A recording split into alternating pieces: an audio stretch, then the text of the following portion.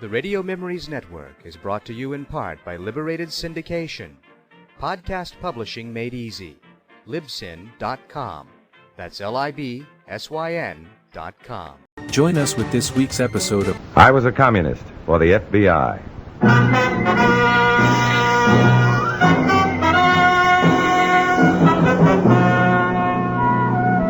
Starring Dana Andrews in an exciting tale of danger and espionage. I Was a Communist for the FBI.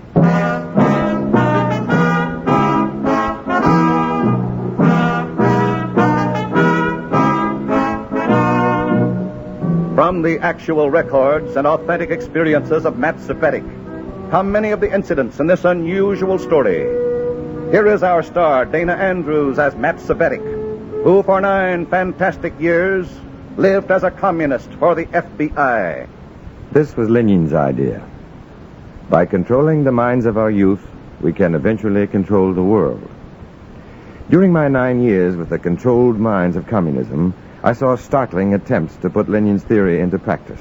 This is the story of one of those attempts, and a mind that refused to be controlled.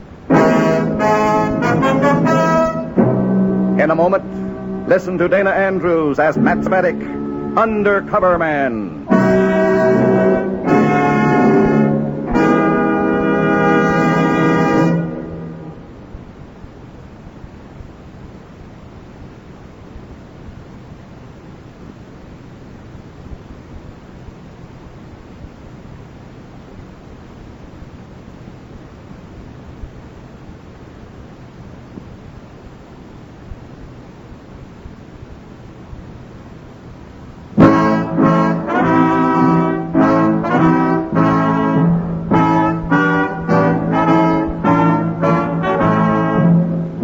Here is Dana Andrews as Matt Cvetic, Undercover Man. This story from the confidential file is marked Little Boy Red.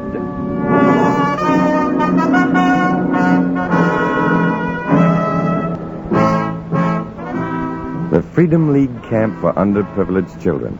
Sounds pretty, doesn't it?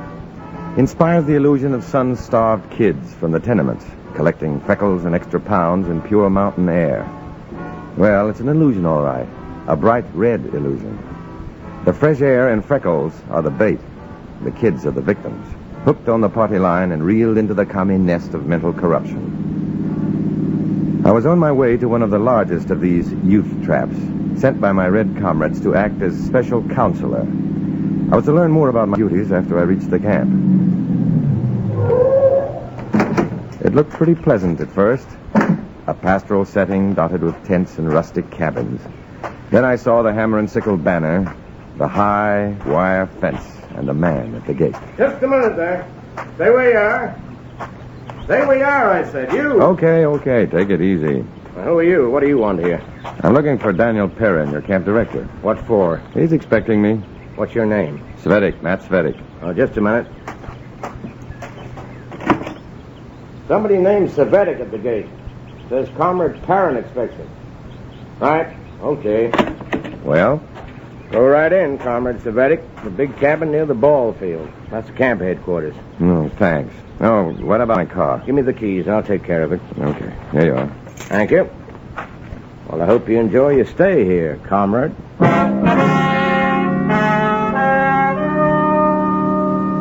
I headed toward camp headquarters, noticing the neatly clipped lawns, the tidy cabins, the rows of tents pitched with machine-like precision. This was fine, but somehow the orderliness had a cold, impersonal look to it. Something was missing. The laughter of kids having fun, maybe. The informality of summer games. Everything was too neat, too tidy, almost sinister in its silence. As I reached the ball field, I realized that my first impressions might have been all wrong. The teams on the field looked great. The kids played like best pocket DiMaggios. It was the top of the ninth, and a skinny 10-year-old slugger was facing the pitcher with blood in his eye. Then the pitch, the swing. Attention camp personnel. Attention camp personnel. All play equipment will be turned into the supply tent immediately. The daily lecture in dialectics will begin in 10 minutes. 10 minutes. Strangely enough, there were no signs of protest from these kids. Almost mechanically, they collected the bats, gloves, balls, and responded to the metallic commands of the public address system. And then, Another sign of that cold, impersonal communist efficiency. Comrade Svetic, report to camp headquarters without further delay. Comrade Svetic, report to camp headquarters without further delay. Comrade Svetic.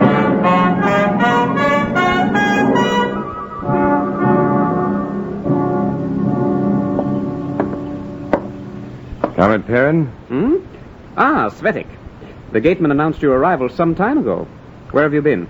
Oh, I just stopped to watch the ball game for a moment. Promptness and obedience are bywords here at Freedom League Camp. Counselors are expected to set the example for the boys. Yes, comrade. Don't forget it. Now then, you have your orders? Well, just that I'm to be a special counselor, nothing more. All right, sit down. Sit down. Thanks. Does the name Samuel Kaufman mean anything to you? Kaufman? Well, sure, he's a military attaché from... Exactly. His government is a glowing example of the glories of communism. Kaufman has been a trusted official for years, a good representative of the Communist International. Until recently. He's been on duty here in America for quite a while, hasn't he? Yes, too long. He's been swayed by the soft life of the bourgeoisie. We have proof that Samuel Kaufman intends to become a traitor to the party. I don't quite understand this. How do you know he intends to turn traitor? Simple. He wrote a letter to his wife stating his views. It's in his own handwriting. You've seen the letter? Naturally. It's in the party files. But as I say, steps have been taken to make Kaufman reconsider his plans. He hasn't become an American citizen, has he? No, which makes it easier for us to deal with him. Just how are we dealing with him? Kaufman has a son, Johann, an intelligent, well-mannered boy, about 13. We had him brought to the camp this morning. When Kaufman realizes that his son is in custody here at Freedom League Camp... Oh, just a minute, comrade. These phrases, had him brought here in custody. Sounds like you kidnapped the boy. Kidnap is an unfortunate word, Svetic. See to it that our guest does not leave the camp. You mean I was sent up here to guard a kidnapped boy? For the time being, that's your job. Dismissed? Now, look, I'm not... Dismissed? As simple as that. Hold a man's son as hostage until the man bows to the commie demands. All part of the Red routine. But was it just routine to send me 55 miles to guard a 13-year-old prisoner? There must have been other sickening chores in store for me. But what were they? And the boy, what was in store for him? Johann was in his tent, our tent, huddled at the far end of his cot, sobbing softly. He was a sensitive-looking kid, small for his age, neatly dressed in a well-tailored brown suit. His trim appearance was in direct contrast to the disheveled, loppy brown and white pup he held on his lap. Both the boy and the dog looked startled when I entered the tent. How do you do, sir? Hi, Johann. My name's Matt. Looks like we've both been assigned to this tent. Yes, sir. Hope you don't snore at night. No, sir. Good. How about the pup? Nikolai is quiet, sir. He is a good dog. He is, huh? Hi, boy. Hey, Johann. Yes, sir. This Nikolai, he's a her. Yes, sir. My father always tells me that, too. Well, now, there's nothing to cry about. Yeah, now, come on. No need for tears around here. Here, blow. Thank you, sir. Okay now? I am sorry. Sir, may I ask you something? Sure. How long am I to stay here? My father, he will be worried about me. I did not say goodbye. Oh. Well, that's all been taken care of, Johann. If you like, you can send him a postcard later. Say, how about taking a walk around the camp with me? Get acquainted with the kids and... No, thank you, sir. Matt. Matt? Might as well have some fun while we're here, son. Looks like we're stuck with each other for a little while. Oh, Matt, I want to go home. I do not like it here. Please, I have some money. Let me go. You can't tell them I slipped out while you were sleeping. Oh, Matt, please. No, Johann, I can't. What's the matter? I know how you feel, and I'd like to help you, really. Hey, what? Your face, Matt. You look so worried, so concerned for me. Hey, wait a minute. What's all this about? He was funny, huh, Nikolai? He was almost believing my tears. Believe you? You mean all that crying, his tears, was just a gag? An act? Do not be angry, comrade. Comrade. Of course. We are friends, Matt. Comrades. I know I can trust you now. You look so funny. I get it. You were putting me to the test, is that it? And I fooled you too, did I not? Yeah. Yeah, you had me fooled all right. What about your father? Are you really worried about him, or was that an act, too? Sentimentality is for the weak, is it not? My first loyalty is to the party. I proved that with the letter. What letter? Why, well, my father's letter to my mother. You mean you turned that letter over to the party? Reported your own father to You them? seem so surprised, comrade. It was my duty. I am sure you would want your son to do the same thing. Would you not? Comrade Svettig, report to camp headquarters. Comrade Svettig, report to camp headquarters. Comrade Svettig.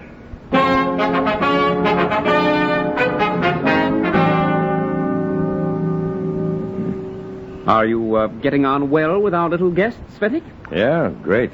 Listen, Comrade Perrin, that kid doesn't need a guard. He's perfectly happy up here. A good, loyal party worker.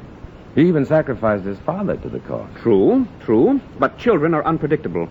We can't risk losing him now. Which brings us to the main reason you're here. Oh? Moscow wants Samuel Karlsman to take the next boat home. When he returns to his homeland, of course, he'll be treated in the prescribed manner for traitors. I see. And the boy, Johann. He'll be returned to his father only when Karlsman boards the ship, not before. They'll sail together. Here, the details are listed right here. Study them carefully. You mean I'm to present the party's case to Karlsman? Exactly. You are to convince Karlsman that he has no choice. If he wants his son back, he must accept our terms. Oh, wait a minute. Let's be realistic about this. Johann has been a pretty treacherous son. That's a matter of values, of course. Sure, but by Karlsman's values, it's treachery. His own son has reported him to the party. That's true. The boy prefers the party to his parents. Do you suppose Karlsman would want his boy back? That, comrade, is why you've been chosen for the job. You must be very, very persuasive. And if I can't convince Karlsman? If we lose control of Karlsman, it can be disastrous to our cause. The party is placing its welfare in your hands, Svettig. Failure on your part is bound to be considered a form of treason. Need I say more? No, comrade. You've said enough.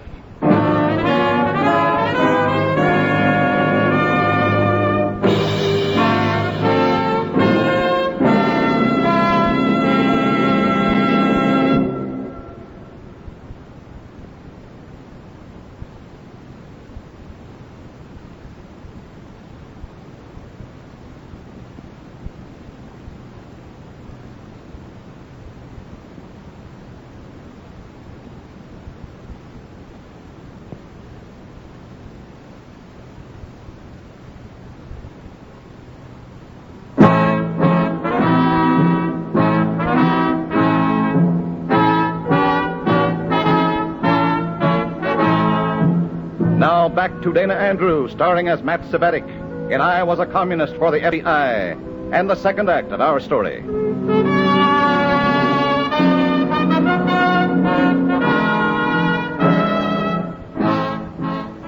The diabolical hospitality of the communists. Welcome to the party, but don't try to leave. If they couldn't keep Karlsman, they'd see to it that he lost his son. The FBI could settle this case quickly, but how could I get to them? The only phone at the camp where we could call outside was an antique wall instrument in the back room of Comrade Perrin's headquarters cabin. I had to figure some way to get off the camp grounds. I worried about it for hours and then returned to Perrin's office. Well, Svettig, what now? About this Karlsman project, Comrade Perrin. Can I count on you to help me? Naturally. Good. Karlsman doesn't know we have his son here at the camp, does he? Not yet.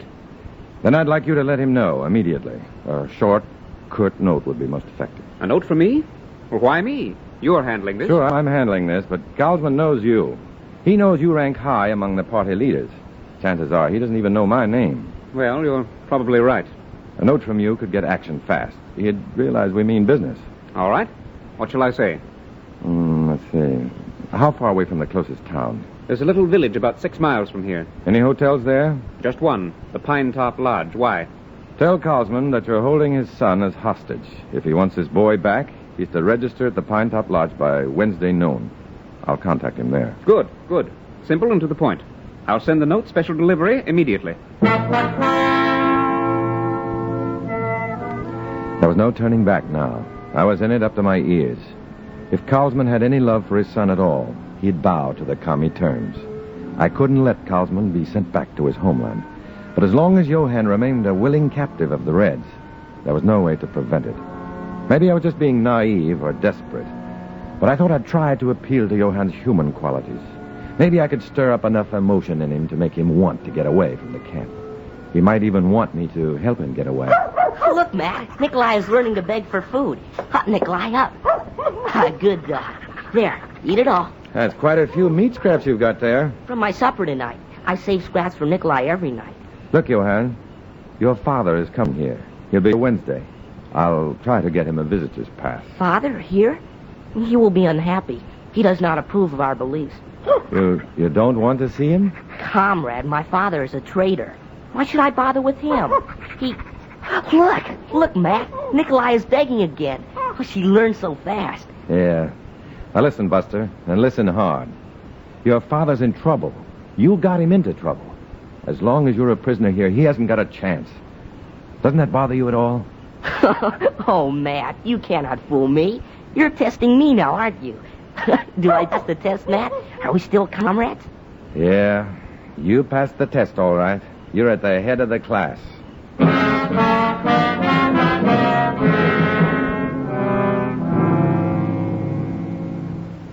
But, Mr. Svetik, I did not come to compromise. I want my son. What you fail to see, Karlsman, is that you haven't any choice. No choice at all. Your government bought your tickets for you, right? Yes, of course they did, but... Then you have no complaints. You're getting off easy. You're being sent back home. I see. And what of Johann? What has happened to my son? Your son is a true party worker. He didn't even let his own father stand between him and his loyalty to our cause. Yes, I know about the letter. But I cannot hold him responsible for this sort of act. I am the responsible one. I taught him to be like he is. You still want him back? Johann is my son, Svetik. I've made terrible mistakes as a man and as a father. I just want him with me again. Please, what must I do to get him back? The motor ship Gregor leaves New York on Friday. Your embassy has reservations for you. To win my son, I lose my freedom.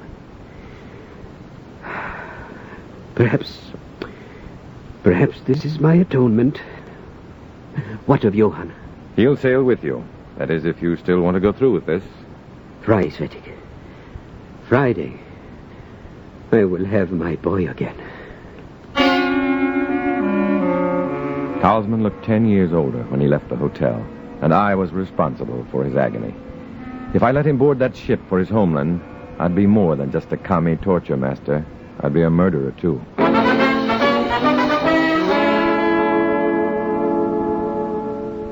Here you are, operator.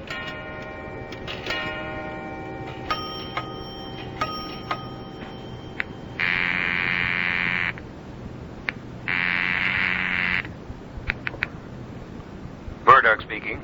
Murdoch, this is Red Sea. I've just got a minute. Okay, Matt. Let's hear it. Samuel Karlsman's son is a hostage at Freedom League camp. Where are you? I'm about 6 miles from the camp. Oh, we'll come up and get the boy. No, wait. If the FBI showed up, they'd suspect something. I'd be on the spot. I can't explain the complications now. What should we do? Send someone up here, cruise in the area around the camp. I'll try to get the kid off the campground somehow.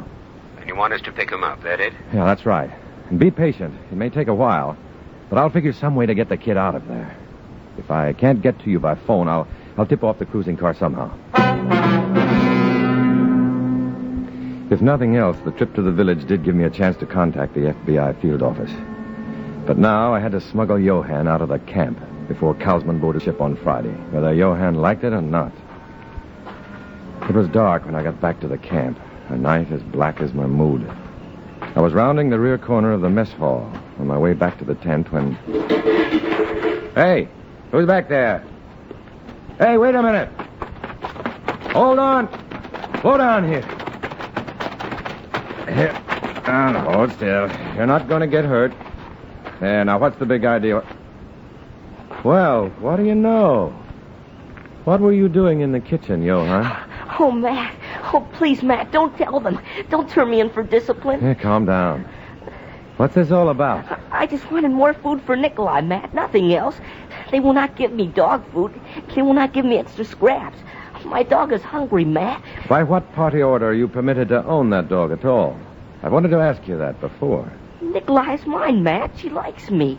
She is my dog. Sure, your dog. And you steal food from the mouths of vital party workers to feed a useless mutt.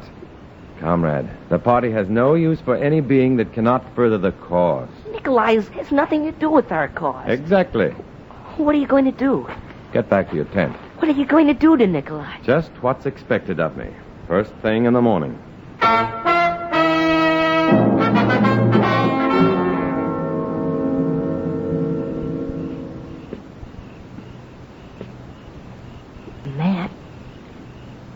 Matt, are you awake?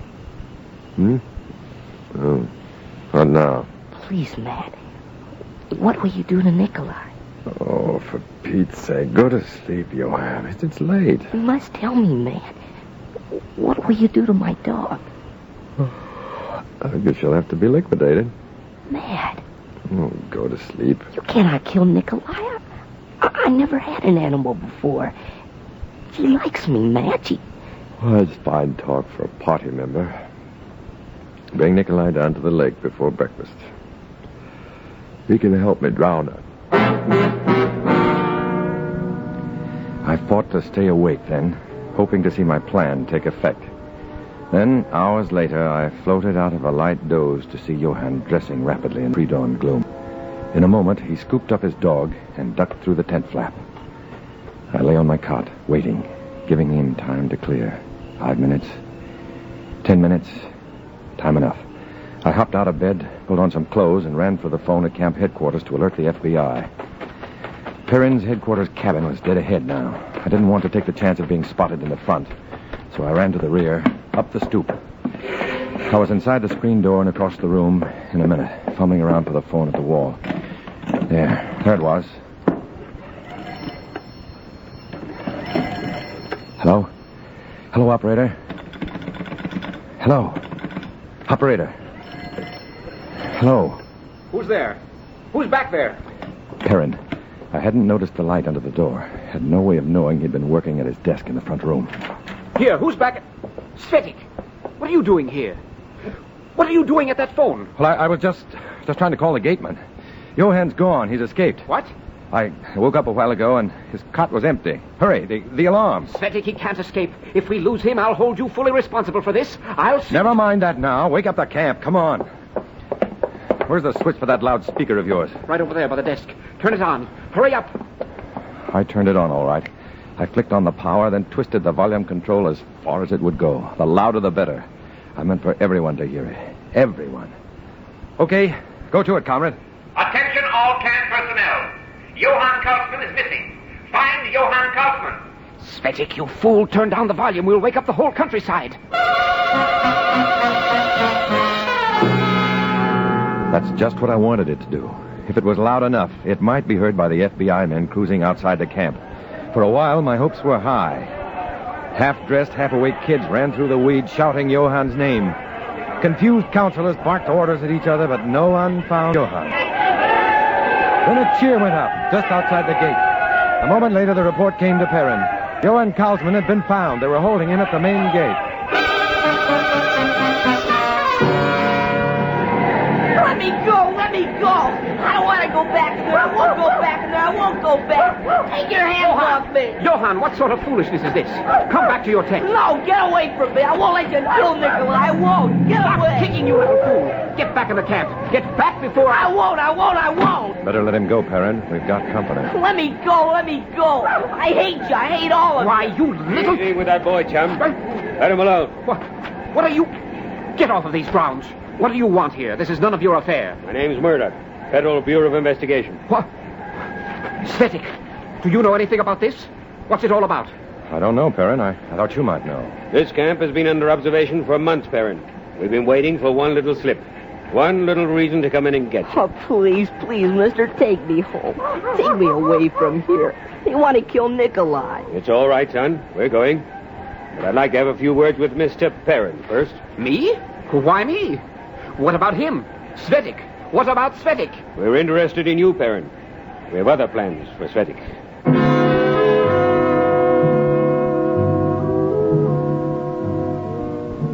Maybe you remember it. There were hearings, trials, all sorts of excitement. Especially when Samuel Carlsman told his story and showed the kidnap note, signed by Perrin. And when it was all over, there was a picture in the newspapers. You probably saw it. A boy, his father, and a lop-eared brown and white pup. Together. Understanding each other. They had found something communism could never offer. Something I could never hope to find. As long as I walked the crooked red path. As long as I walked alone.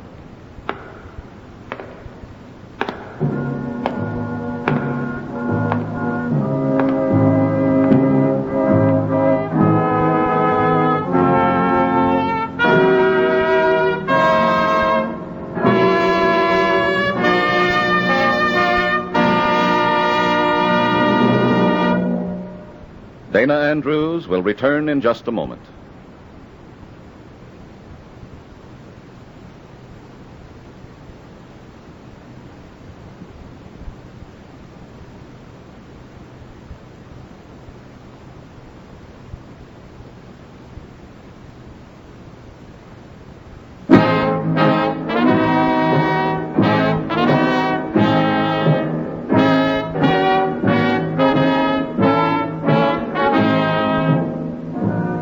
This is Dana Andrews. In the story you just heard, names, dates, and places are fictitious to protect innocent persons. Many of these stories are based on incidents in the life of Matt Svetic, who for 9 years worked undercover as a communist for the FBI to help assure that our country will remain free. Next week, another fantastic adventure. Join us then, won't you?